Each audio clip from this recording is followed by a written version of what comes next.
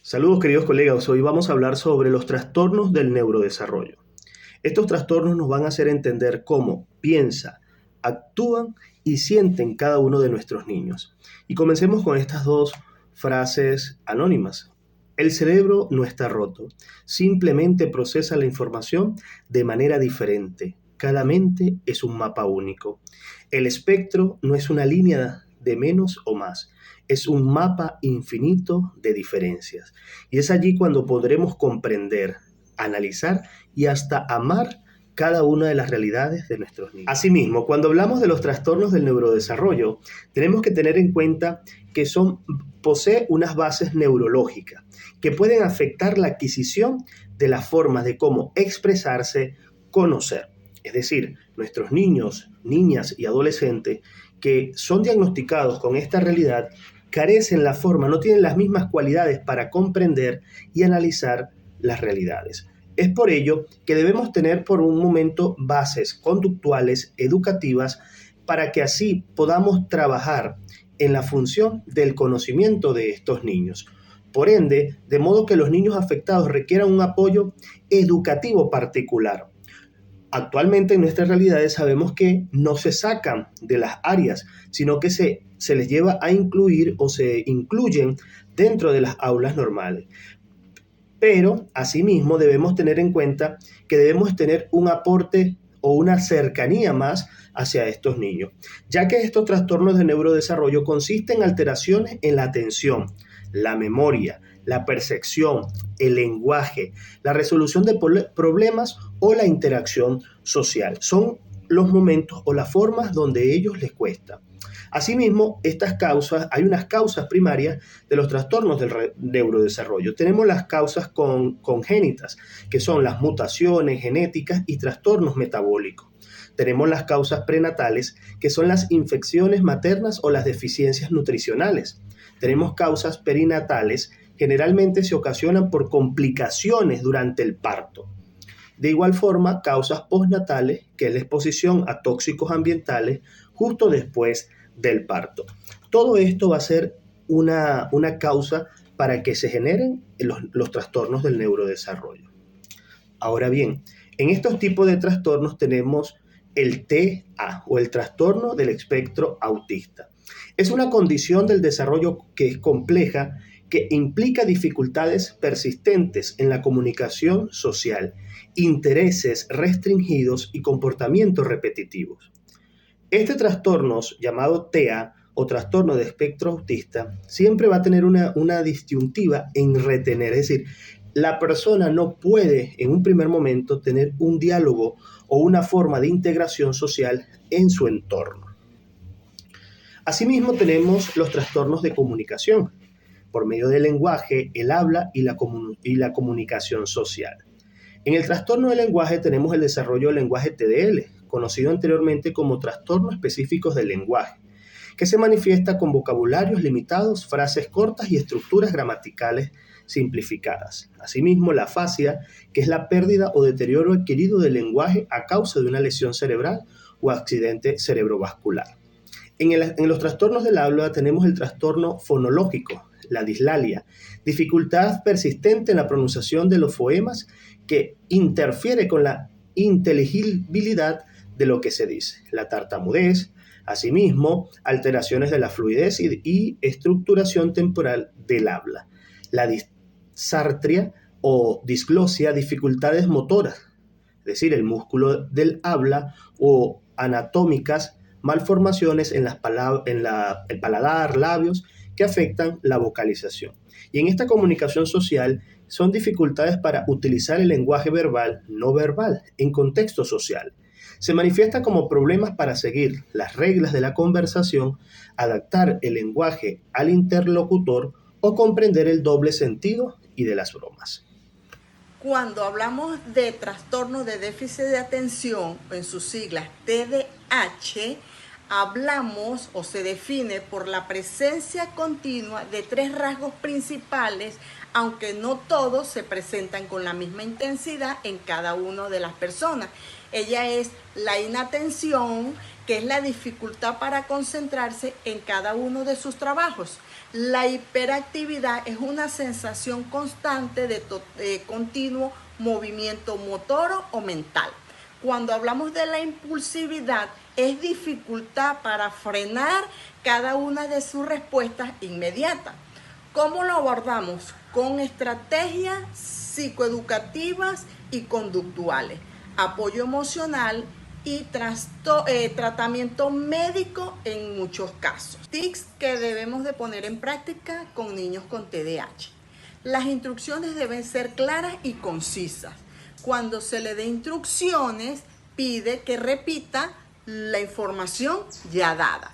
Pídele que anote cada una de las cosas que necesite recordar. No le pidas que haga varias cosas a la vez. Divide sus tareas en pequeños grupos. Fíjale una hora y fecha para entregar su trabajo. Trabaja con él en lugares de menos distracción. Establece una rutina diaria. Utiliza descanso constante al trabajar y escúchale constantemente o pregúntale cómo le puedes ayudar y qué siente y en qué puedes ayudarle. Bendecido día. Continuando con lo que dicen mis compañeros de los trastornos del neurodesarrollo, también nos vamos a conseguir la discapacidad intelectual. La discapacidad intelectual afecta netamente la parte cognitiva, la parte de las habilidades, el razonamiento y el aprendizaje. Esta se divide en discapacidad intelectual leve, moderada, profunda o severa.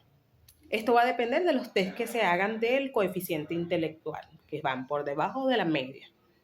Estos pueden ocurrir, la discapacidad intelectual puede ser por un antecedente prenatal, perinatal o postnatal. Cuando hablamos de un antecedente prenatal, incluye la parte de lo que es un cromosoma de más, como es que en el embarazo, a la hora de hacer el eco, se dan cuenta de que viene con un síndrome de Down. Todo síndrome de Down tiene discapacidad intelectual. Esa es la parte de lo que es un cromosoma de más, la parte genética. También pueden haber factores ambientales, pueden haber factores médicos. Ambiental, bueno, una mamá que a lo mejor en el embarazo desarrolló o tomaba bebidas alcohólicas, drogas, eso puede ser un antecedente para que un niño salga con una discapacidad intelectual. También en los antecedentes puede ser un accidente en el embarazo, una mamá que venía con un embarazo regular y tuvo un accidente, y esto puede provocar que su hijo nazca antes de tiempo y haya una discapacidad intelectual. Al momento del parto, que es cuando hablamos de los antecedentes perinatal, que es al momento del parto, puede ser que vino con el cordón umbilical, como puede ocurrir, había que hacerle cesárea, pero como fue una emergencia no se dieron cuenta, hicieron un parto natural y el cordón umbilical hizo que hubo una falta de oxigenación en el cerebro y pues ya es un antecedente para una discapacidad intelectual, porque hubo una falta de oxigenación. También un antecedente peri es que al momento del parto, venía en posición posdálica, es decir, venía en lo que hablamos la posición de nalga, y no le hicieron, o una madre que nunca se hizo un control prenatal, y al momento aparte, como venía en posición pondálica, lo intentan sacar y por supuesto el bebé lo primero que va a hacer va a alzar los brazos, y allí hay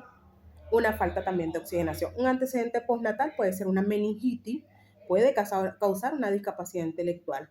Anemia severa, profunda, puede causar una discapacidad intelectual. E inclusive la ictericia, cuando nuestros niños están mucho tiempo, de esto que pasan en el color amarillento cuando nacen, también puede causar una discapacidad intelectual. ¿Ok? Eso va a depender, el grado va a depender del coeficiente intelectual, y ya son test que lo hacen la parte psicológica. Ellos son atendidos bien sea en un centro de desarrollo infantil cuando están chiquiticos, en edades de 0 a 6 años, luego pasan al Instituto de Educación Especial hasta los 14 años y posteriormente pasan a los talleres laborales donde se les enseña un oficio.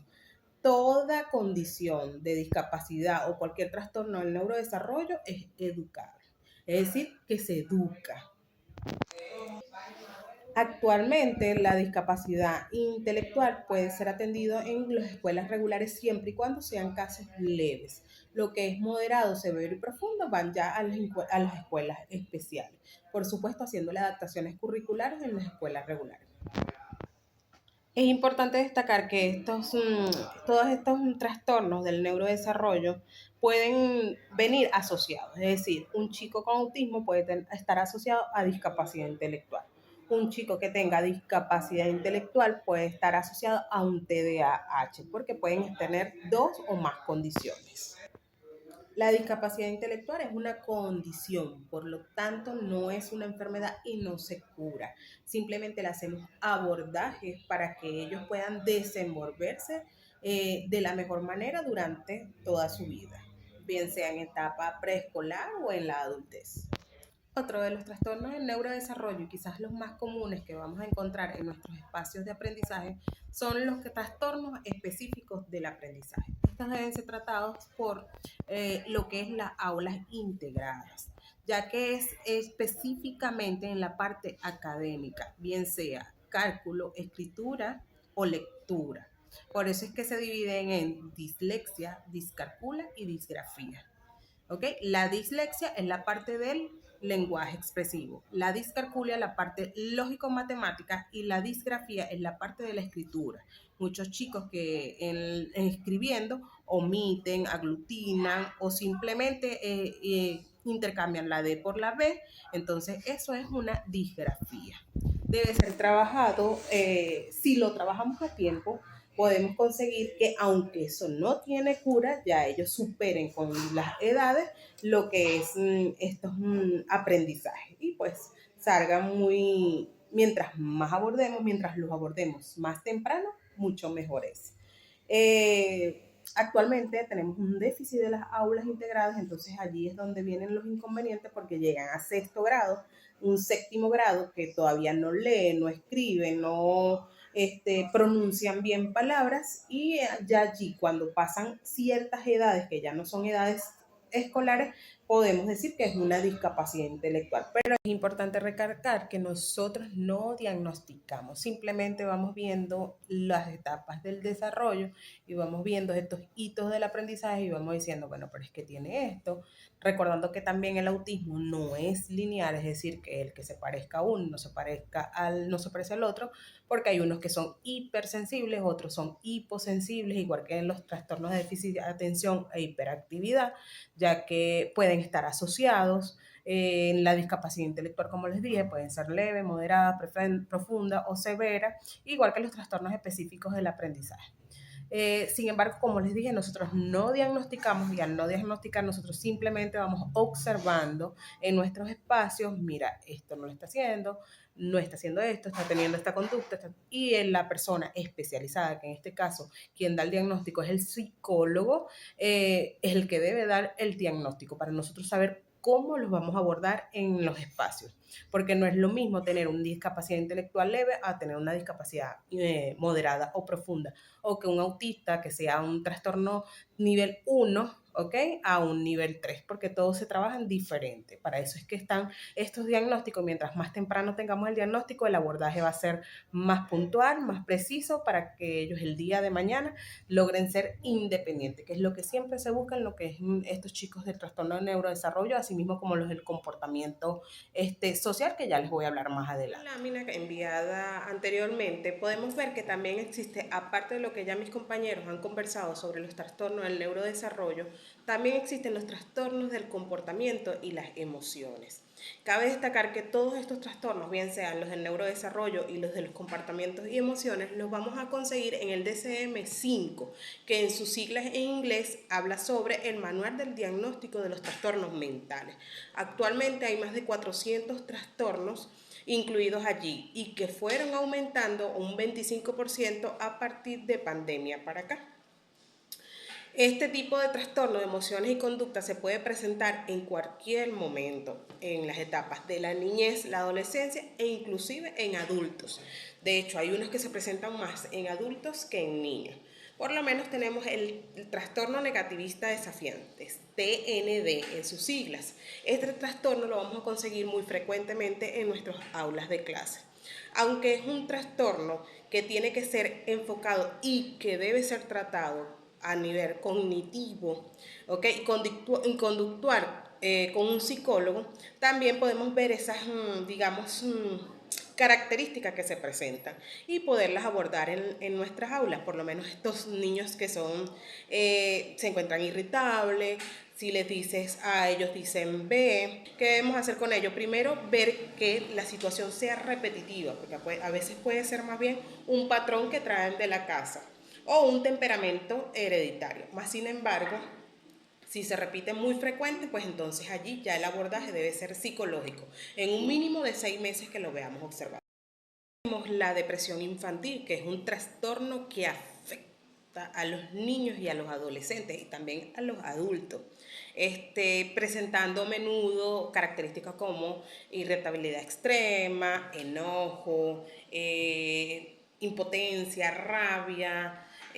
También lo podemos ver en el bajo peso, bajo rendimiento escolar. Si todo es importante destacar que si todos estos comportamientos afectan ya lo que es la vida diaria, deben ser enfocados por un psicólogo, porque el tratamiento principal es cognitivo-conductual. Por lo menos en el caso del chico desafiante, tiene que ser un abordaje específico de modificación de conductas y refuerzos positivos. También tenemos el trastorno de ansiedad generalizada, que son con sus siglas muy conocidas como los TAC. ¿Okay? Estos trastornos de ansiedad pueden presentarse en cualquier momento, e inclusive personas que ni siquiera están diagnosticadas los pueden presentar. Pero ¿qué se diferencia? Cuando ya es muy consecuente, ejemplo, estos chicos que tienen un sobreestrés con las evaluaciones y automáticamente comienzan a presentar características como una taquicardia, sudoración de las manos, siente que a lo mejor los oídos le fallan, siente que no escucha, que no ven, y es en ese momento que está teniendo un ataque de ansiedad. Estos ataques de ansiedad están siendo muy frecuentes y en especial cuando vemos que no han sido abordados a tiempo. Pueden que a lo mejor tú experimentes un ataque de ansiedad un primer momento y más adelante no vuelva a ocurrir. Pero sí, como ya les dije, vuelve a ser frecuente, entonces ya allí debe. También tenemos los TOC. Ahora todo el mundo dice yo tengo un TOC. No, no todos tenemos un TOC. Los obsesivos compulsivos, los trastornos obsesivos o compulsivos, tienden también a asemejarse mucho con lo que es el autismo. Más sin embargo, el autista, cuando tiene algún comportamiento repetitivo, más que una obsesión, es una manera de autorregularse. Mientras que el obsesivo compulsivo ya se ve más en los adultos, en aquellos adultos que inclusive con pandemia se vieron más afectados porque sentían que durante 2 años, ya pasando la pandemia, no podían salir porque sentían que se iban a morir, porque sentían que se asfixiaban. Estas personas que a lo mejor sienten que tengo que lavarme las manos porque tengo una obsesión que si no me lavo las manos, esta higiene puede causar en mi cuerpo un daño, porque tienden a ser como que más sienten que es inevitable no hacerlo porque si no eso va a afectar su vida o va a afectar su salud. Y no saben que es todo lo contrario, porque una persona que sea obsesiva compulsiva puede llegar a manifestar, ¿no?, que se autoagrede. ¿En qué sentido? Una persona que quiere limpiarse las manos cada 3 minutos y llega el momento que hasta la mete en agua hirviendo porque dice que así se va a desinfectar todos estos gérmenes, entonces ya allí está atentando con su salud. Por lo menos que a mí me gusta limpiar todos los días, eso no es un toque, eso es un hábito, ¿ok? Y es algo muy normal sentir que mi casa esté ordenada o que esté limpia. Mientras que los obsesivos compulsivos quieren que la casa esté tan limpia que las personas no puedan pasar ni siquiera en zapatos, que las personas no puedan sentarse en la mesa, sino que tengan que sentarse en cualquier otro espacio, ya es diferente. Bueno, muchas gracias por la atención y espero que les haya servido esta información.